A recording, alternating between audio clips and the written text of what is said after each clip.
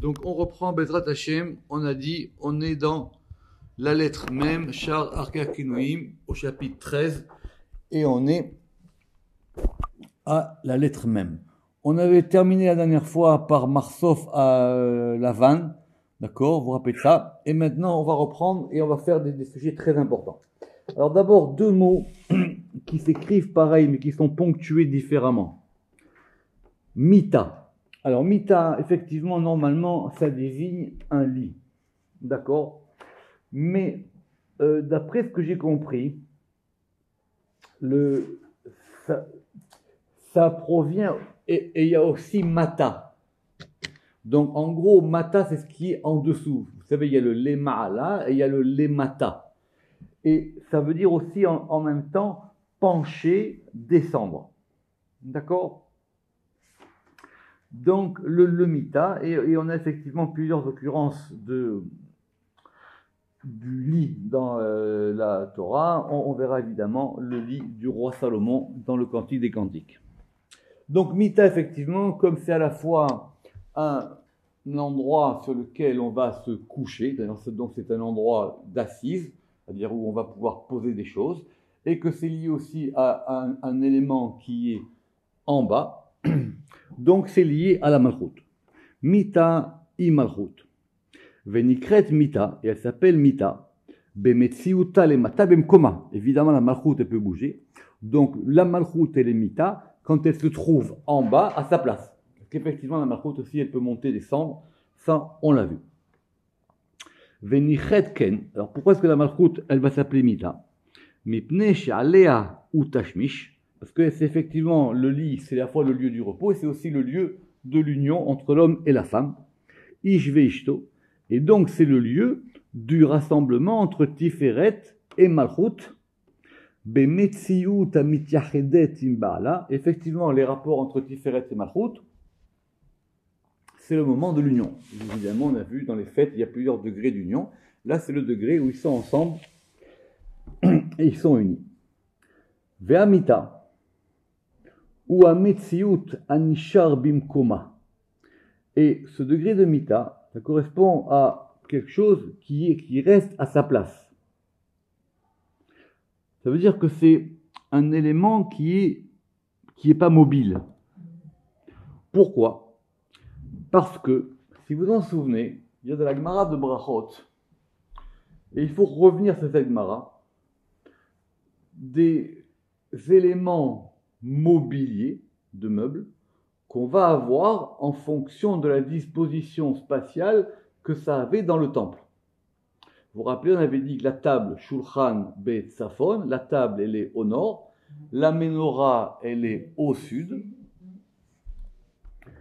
et il y a marqué là-bas Anoten Mitato, celui qui met son lit Ben Safon Adarom, entre le nord et le sud, qui sont le nord et le sud, ici, Chesed et Goura. Le Chesed, le sud, Goura, le nord.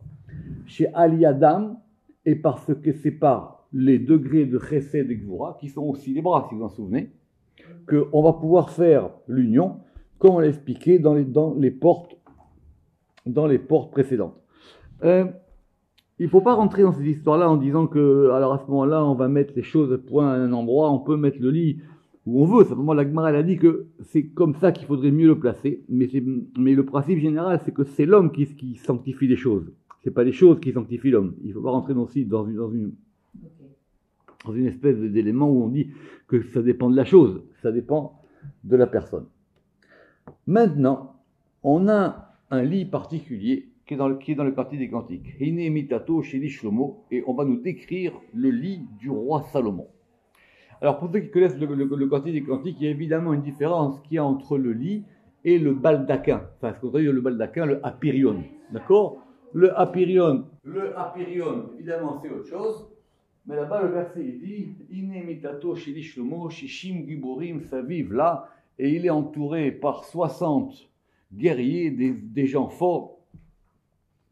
Et il veille sur le lit du roi Salomon, mi pachad laila, à cause de la peur qu'il y a pendant la nuit. Donc c'est quoi ce fameux lit? Veine le mita azot, asher shei le Shlomo Amelech. Et donc, quel est ce lit qui est le lit du roi Salomon? Tout le monde se rappelle que Shlomo on avait dit que c'était le roi Shalom Shelo. C'était le roi auquel était la paix. Vous vous rappelez de ça? On a vu dans le Zohar, aussi dans le Midrash. Et ce lit, il est entouré par Shishim Giborim, il est entouré par 60 héros, par 60 hommes forts. Chez En Shitin Pulsé Denora. Et ça correspond aux 60 éclairs de feu. Ce sont des éclairs de feu. Chez M Mikoach Agvora, qui proviennent de la force de la Gvora. V'M Lishmor Amita, et c'est pour protéger le lit, chez Loyekarev Alea Pisoul, pour que ce lit ne soit entaché d'aucun gamme, c'est-à-dire d'aucune chose qui peut souiller ce lit. Rappelez-vous aussi qu'on a vu à propos du lit, quand Yaakov il est mort dans la Torah, si vous regardez dans le lit, enfin, lors des derniers moments de Yaakov, et que ses enfants sont venus le voir. Vous vous rappelez que Yosef il est venu le voir avec Ephraïm et Ménaché. De là-bas, on a appris plusieurs choses dans le Zohar. On a appris d'abord que le lit, c'était la malchoute, c'était la shrina. Et que quand, par exemple, on va voir un malade, alors effectivement, la shrina, elle est sur le lit. Et que là-bas, et que la tête du lit, ça correspondait à cet endroit de la shrina, voir là-bas dans le Zohar. Quels sont là-bas ces Shishim Giborim? Il y a marqué là-bas Shishim Giborim mi Giboré Israël. Il y a marqué là-bas 60 héros qui sont des héros d'Israël. M, Shem, ils sont là-bas, Mikoach Israël Tiferet. Ça veut dire que ce sont des 60 héros, 60 forces de feu, qui proviennent de Israël qui correspond à Tiferet. Et Shlomo, il est lié à la Gvura, c'est expliqué là-bas dans le Shoah, c'est expliqué là-bas dans le Zohar de Shirachirim. Alors les mêmes lettres, mais ponctuées différemment, ça fait maté. Alors, maté en général, normalement, d'après le dictionnaire ici, c'est une branche, mais ça désignera aussi un bâton. Vous vous rappelez que lors de la sortie d'Égypte, il y a un bâton ou une verge, et il y a effectivement, vous vous rappelez qu'il y avait le bâton de Aaron, et il y avait aussi le bâton de Moshe, c'est pas le même. Parce que le Midrash, il avait dit que lors de la plaie, si vous vous en souvenez, lors de la plaie du sang, c'était avec le bâton d'Aaron. Pourquoi? Parce que Moïse, ayant été sauvé par le Nil, il ne pouvait pas frapper avec le bâton d'Aaron. Et par contre, le bâton de Moshe, vous vous rappelez, c'est le fameux bâton qui va avoir au Séné, à ce buisson ardent, où le bâton, vous vous rappelez, c'est très bien expliqué dans le Zohar, le bâton qui va lâcher, et le bâton il se transforme en serpent, et après le serpent, il redevient en bois, et après le serpent devenu bois, il va manger les bâtons des Égyptiens qui sont transformés en serpents. Revoir ce Zohar là-bas, c'est un très très beau Zohar, cette histoire de maté. Alors, évidemment, le maté, c'est un bâton, et donc il est lié klapé chesed, il est vers chesed. Mais ça peut être aussi lié à Tiferet, parce que Tiferet aussi, il a la forme d'un bâton, un vav, d'accord? Comme par exemple, vous voyez, dans le loulav, enfin, dans les 4 espèces, l'espèce du loulav, celle qui est au milieu central, elle est aussi comme un vav. Comme un vav. Mitam ki ou vav, kaloul mishesh ketzavot, c'est-à-dire le vav, c'est-à-dire que c'est un axe central qui comprend les 6 extrémités. Ve'az nikra maté, et alors à ce moment-là, il s'appelle maté. Ve'liot ki darko le'achelia klape rachamim, parce que le bâton, il sert à mettre les choses du côté des miséricordes, et du chesed, et c'est pour ça qu'il s'appelle maté klapé chesed, ça veut dire que ça va être du côté de chesed. Mais ce bâton aussi, les familles nikra maté klapé adin. Apparemment, ces deux expressions ici de maté klapé chesed et maté klapé adin sont des expressions courantes dans la Kabbale telle que le Ramak là, parce que ça va dépendre des actions des hommes. Kefi maaseh bnei adam, im tov, im racha veshalom.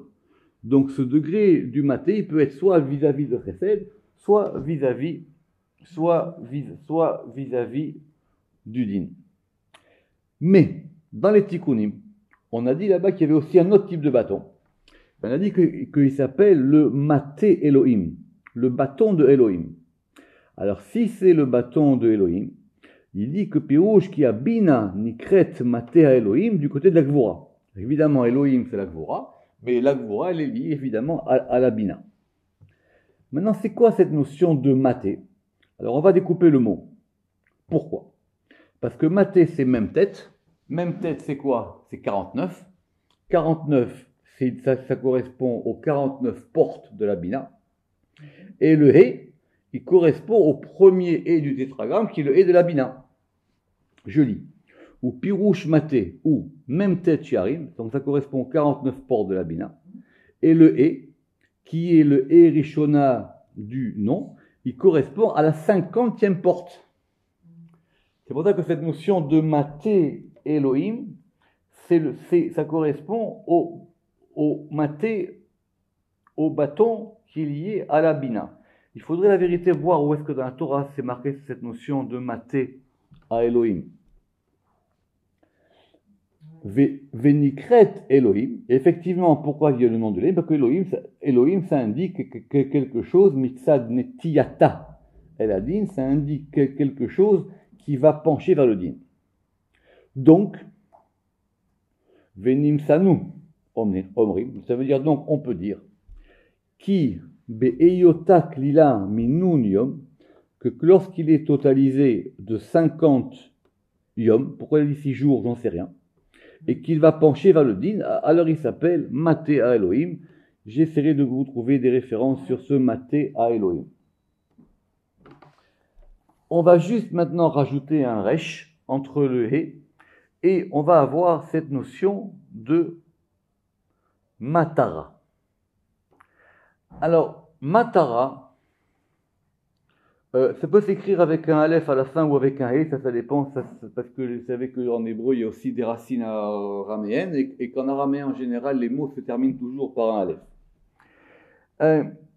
Ça veut dire deux choses auxquelles on va voir maintenant. En hébreu moderne, quand on dit la matara, c'est la cible. C'est le but auquel on vise. On tire. Et matara, c'est aussi le lieu où on garde les choses, la prison. C'est expliqué dans la Tikkunim que la malchut nikret matara, que la malchut, lorsqu'elle s'appelle matara, ça veut dire chez Mouchenet ke matara la chetz, elle est prête comme une cible pour la flèche. Et c'est quoi la flèche? La flèche, c'est Yesod. D'ailleurs, Yesod avera ayurek achetz, parce qu'effectivement, Yesod, pour des raisons qu'on comprend, il va tirer comme une flèche. Et c'est expliqué là-bas aussi dans le Tikkunim que la malchut, elle s'appelle matara. Besod bat aïn, dans le sens où elle est aussi la pupille. Puisque vous voyez, c'est comme une cible. Donc vous avez une cible, donc vous avez le point central de la cible, et ça correspond à un yud. Maintenant, on a cette notion de matara dans le Cantique des Cantiques, d'accord, à propos de la racine notera. Il y a marqué là-bas, je n'ai pas gardé mon jardin. Que ça raconte que la Shirachirim, elle a dit, j'étais en exil. Et donc j'ai gardé le jardin des autres, j'ai gardé les jardins des nations, et je n'ai pas, ou ma vigne, karmish, ma vigne, et ma vie, je ne l'ai pas gardée. Et donc effectivement, là c'est la shon shemira, et il s'agit de la notion, comme je vous ai dit, de garder, d'enfermer. Mais pni, pourquoi? Chez isogeret ou mesugeret, parce qu'elle ferme et elle est enfermée. Besod Yud Betor E comme par rapport à un Yud dans un E. Alors notez ça parce qu'ici le Ramak il va vite, mais on l'a dit plusieurs fois. Et essayez de visualiser ça. Vous faites un E et à l'intérieur du E vous faites un Yud. Et ce Yud dans le E, il correspond à la Malchut. On verra pour ça plusieurs fois, mais c'est le degré de la Malchut où maintenant, si vous voulez, c'est que par exemple c'est comme le Yud du Shem Adni, qui va rentrer dans le E du Shem Yud Ke Vav Ke. Quand on met les deux noms ensemble, c'est comme si maintenant les deux s'assemblent et on a un Yud à l'intérieur d'un E. Et là, la Malchut, elle est gardée. Alors, on va terminer avec deux notions importantes qui sont connexes. C'est d'abord, ce sont des mots araméens, mais dont il est évident qu'ils proviennent de langues étrangères. Le premier, c'est ce qu'on appelle la matrone. Alors, on va voir la différence qu'il y a entre, il y a dans le Zohar, il y a la matrona et il y a la matronita. Mais on trouvera aussi patronne. D'accord. Littéralement, c'est le patron, le père, pater, et matrone, c'est la mère. Mais c'est la mère qui est la matrone, ça veut dire c'est elle qui dirige. Évidemment, c'est lié à la malchut, mais ce degré de la matrona, on a expliqué que c'était lié à la bria, parce que la bria, c'est le trône, comme on l'expliquait, c'est le trône, c'est le kissé du monde qui est au-dessus, qui est Atzilut. Et elle s'appelle la matrona. Pourquoi? Parce que c'est elle qui garde le gan, qui ishomeret agan. Et quelquefois, ou l'ifamim, même la malchut de Atzilut, c'est-à-dire la malchut du degré d'au-dessus, elle s'appelle aussi matrona. Et en hébreu, on l'appelle aussi giveret. Alors c'est vrai qu'en hébreu moderne, giveret, ça veut dire madame, mais giveret, c'est dans le sens où c'est le féminin de gibor. On a vu gibor. Gibor, c'est le monsieur. Gibor, c'est le monsieur, le héros, celui qui est fort. Et giveret, c'est la dame. Mais la dame qui est forte. Donc l'équivalent en hébreu de matrona, c'est giveret. Et donc, parce que par rapport à la Hatzilut, qui est, et dont le degré féminin de la Hatzilut, qui est la Malchut, qui s'appelle la matrona, la bria, elle est considérée comme étant la servante. Et tout ça, on l'a expliqué dans la porte des quatre mondes. Alors, dernier mot important. C'est un mot très long sur lequel il y a toute une littérature. Mais ici, effectivement, dans le dictionnaire, le Rama qu'il a essayé de faire bref et court, c'est matatron. Alors d'abord, on verra dans le Tikkun Zohar qu'il y en a deux. Il y a matatron et mitatron. C'est pas les mêmes, on va voir ça. C'est quoi ce nom? D'où il vient? Alors, sachez que dans la catégorie des anges, il y a souvent des anges qui se terminent par soit par quel, soit par on. Le Rama qui a déjà expliqué ça plus haut dans le Pardes, et que ça ne correspond pas du tout au même type d'ange. C'est-à-dire, je ne parle pas de type d'ange en tant qu'ils sont des séraphim ou des ophanim, correspond à ce qu'ils sont. Donc, ce qu'on comprend, c'est que c'est un nom qu'on ne comprend pas vraiment, d'accord? Qu'est-ce que ça veut dire? Même tête, et il termine par ron, resh, vav, nun. Alors, il y a toute une littérature là-dessus, sur cet ange, surtout dans les Tikkun Zohar. Évidemment, on a lu dans la paracha de cette semaine, il s'agit donc de Chanor. Vous savez que Chanor, il y a marqué que Dieu a pris Chanor, et il a pris qu'il a kachoto Elohim, et il est devenu même tête. Comment un homme il peut devenir un ange? On verra ça, si Dieu veut, dans la porte de la suite là, de Shar et Chalot. Il y a eu ça s'est arrivé à deux personnes dans l'histoire, des hommes qui sont devenus des anges, c'est-à-dire même tête et Eliyahu Hanavi. Eliyahu Hanavi, qu'est-ce qu'il va garder comme caractéristique humaine, qu'est-ce qu'il va avoir comme caractéristique angélique? C'est tout un sujet, le Rama qui va expliquer ça longuement, à la fois ici dans le Pardes et à la fois dans le Drouj Beinyané à Malachim. Mais pour aujourd'hui, on va voir simplement des notions générales sur même tête. Piresh Rabbi Moshe Besefer Hashem, donc dans le fameux Sefer Hashem que le Rama qu'il attribue à Rabbi Moshe, que même tête il correspond à la Malchut. Ou Befi Rova Mefarshim Chen, et il en est ainsi de la plupart des commentateurs. Simplement, il dit, le Rama, qu'il y a une distinction qu'il n'a pas fait Rabbi Moshe. C'est la différence qui est entre Métatron et Mitatron. On rajoute un yud. Vela non ira, que c'est la Shrina qui s'appelle Mitatron. Parce qu'il y a aussi un côté masculin et un côté féminin. Il y a Matatron et Mitatron. Et donc avec un Yud, Beyud Dafka, Ve'az More Ale'elem Ashrina, et il indique le fait que la Shrina elle soit cachée. Et la Shrina elle est cachée où? Pour ceux qui ont fait les Tikkuné HaZohar, dans le fameux nid de l'oiseau. Beken Tzipor, comme on l'a expliqué dans Shar Abia. Maintenant, pour ce qui est de Métatron, sans Yud, Belo Yud, ou à Malach, lui c'est un ange, et il est le délégué, l'émissaire de la Shrina. Amalach Shaliyar Ashrina, que Moshe Gam Ken Nikra, et c'est pour ça que l'un des autres noms de Métatron, c'est qu'il s'appelle Nar. Alors vous savez, il y a toute une littérature sur tous les noms de Métatron. Il a une grande liste de noms. Mais dans la Torah, on appelle Nahar. La preuve, c'est que des fois, à propos d'Abraham, quand il va avoir la guerre, il va envoyer le Nahar. Des fois, là-bas, c'est expliqué que c'est même tête-tête. C'est quoi Nahar? C'est le jeune homme. D'accord? La preuve, le Zohar, il va expliquer, si vous vous rappelez, dans le Birkat Amazon. À la fin, on dit un psaume. Nahar Raiti Vegam Zakanti Velo Raiti Tzadik Ne'ezav. C'est qui dit Nahar Raiti? J'ai été un jeune homme. Vegam Zakanti, et après je suis devenu vieux. Velo Raiti, et je n'ai jamais vu Tzadik Ne'ezav, et je n'ai jamais vu un juste qui a été abandonné. C'est même Z qui parle. C'est lui qui parle là-bas. Oui. Eh oui. Donc, Nahar, souvent, c'est même tête. Qu'est-ce qu'on a dit à propos de même tête aussi? On a dit Shemo Keshem Rabo. Il a le même nom que son maître. Pourquoi? Parce que même tête, sans Yud, il a pour valeur numérique 314, et 314, c'est le Shem Shaddai.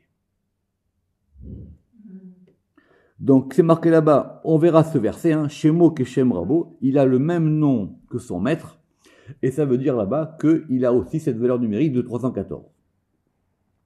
On a aussi expliqué, Ve'od Pirshu, comme je vous ai dit, Sheyeshlo Shivim Shemot, qu'il a 70 noms.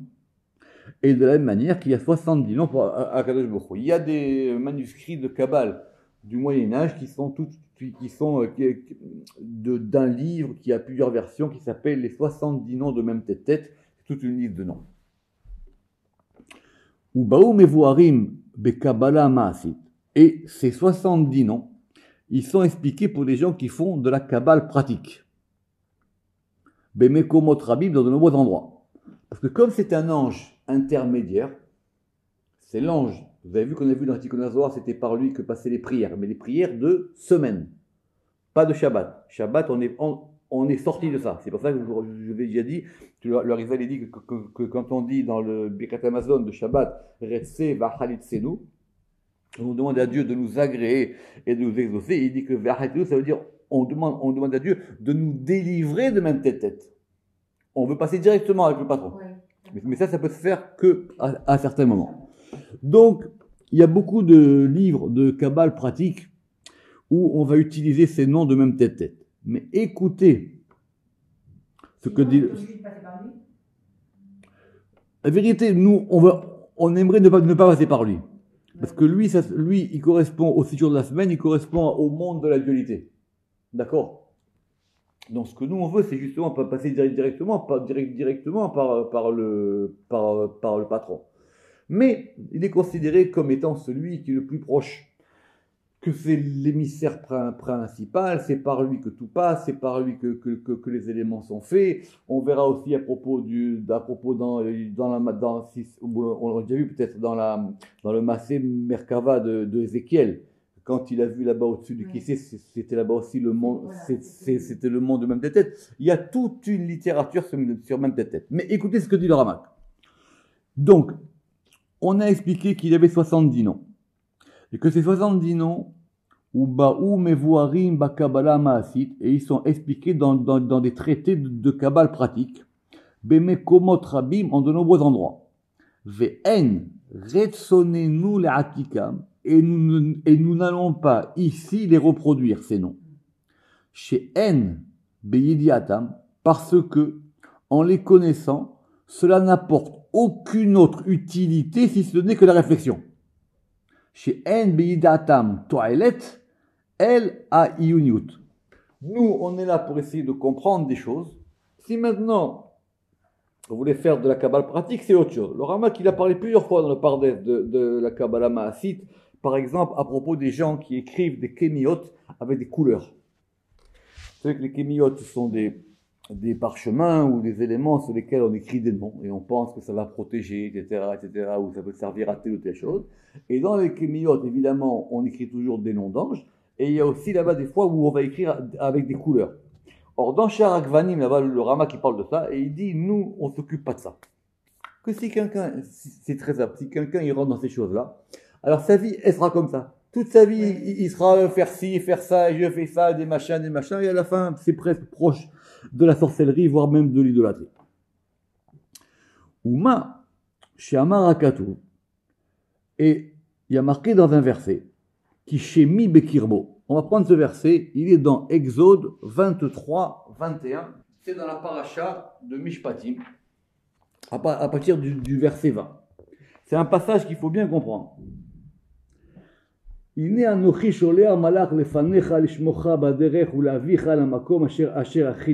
Voici que je vais envoyer devant toi un ange, c'est marqué un ange méphorage dans la Torah, devant toi, l'ishmocha pour te garder, baderech dans le chemin, où la viecha est amenée, elle a makom asher achinoti vers l'endroit que je t'ai préparé.